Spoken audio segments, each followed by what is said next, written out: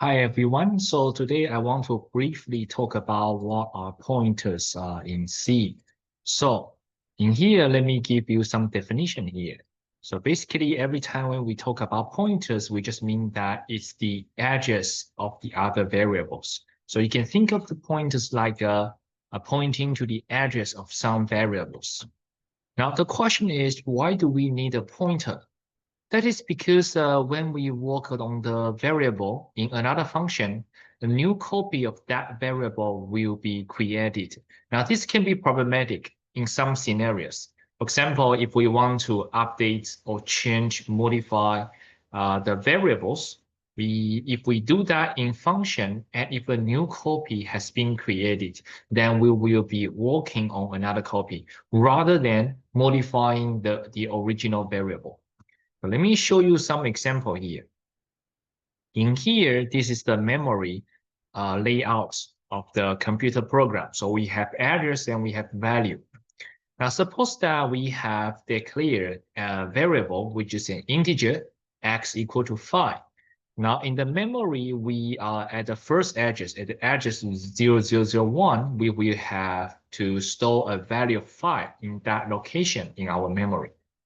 Now, if we declare a pointer, let's say int star px equal to address ampersand of x, then in the memory address 002, we will store the address of that variable.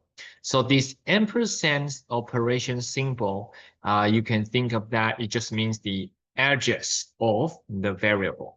So in here, this is the address of variable x. Now in the memory, we store the address of the variable x instead of the actual value of the variable. So you can see now in the address 2, we store the value of address 1. So that's the pointer here. Now, if we have a function called update, so this update function will take the x as an input and trying to increment the x value by 1. Now, notice that in here we pass the integer variable using the int type here. And then when we call the update function, what will actually happens is that a new copy of the variable 5 will be created and stored in the memory. So you can see from the address 3, we have a new copy of x, which also has the value of 5.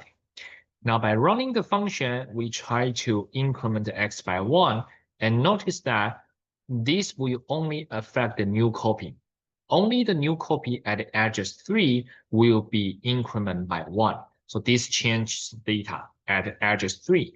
Now, the problem is that now if you look at the address 1, address 1 still has the same value of 5, so we didn't modify or change the original variable. Instead, we were working on the new variable, the new copy of the variable.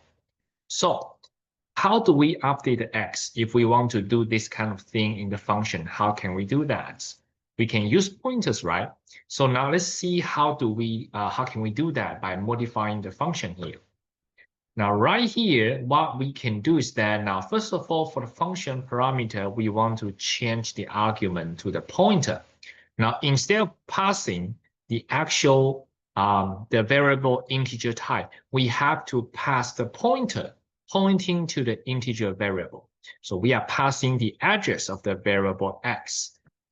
Now, within the function, we have to first dereference the address and then apply the increment operation.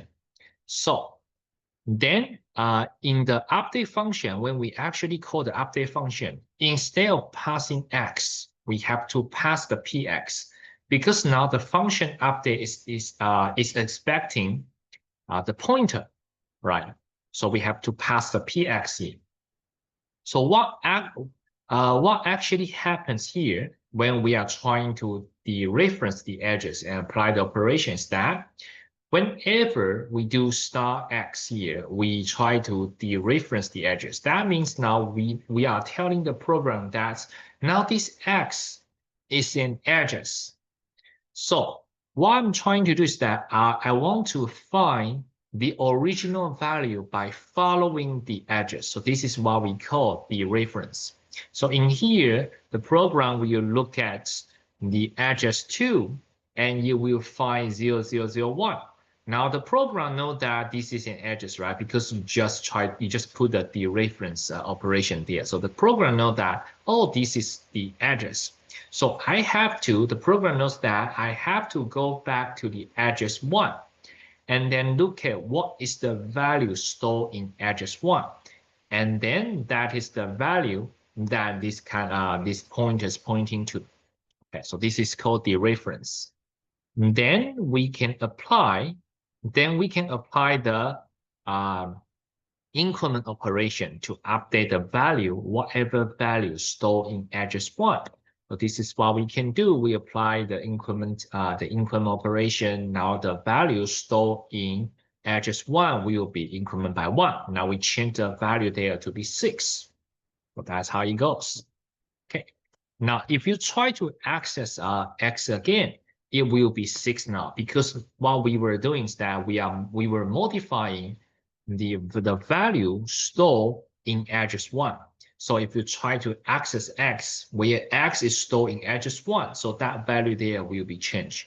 So now you can see in summary, the reason why we want to use pointers is that because sometimes we want to create a function, work on the variable. However, if you just pass the value of the variable, you will create a new copy for the function. So you will be working on the new copy instead of the original copy. If you want to work on the original copy, then you should pass a pointer. So the pointer will tell the program where is the original value, and we want to work on the original value directly. So that's the main reason why we want to use pointers. Okay, now, thank you for watching.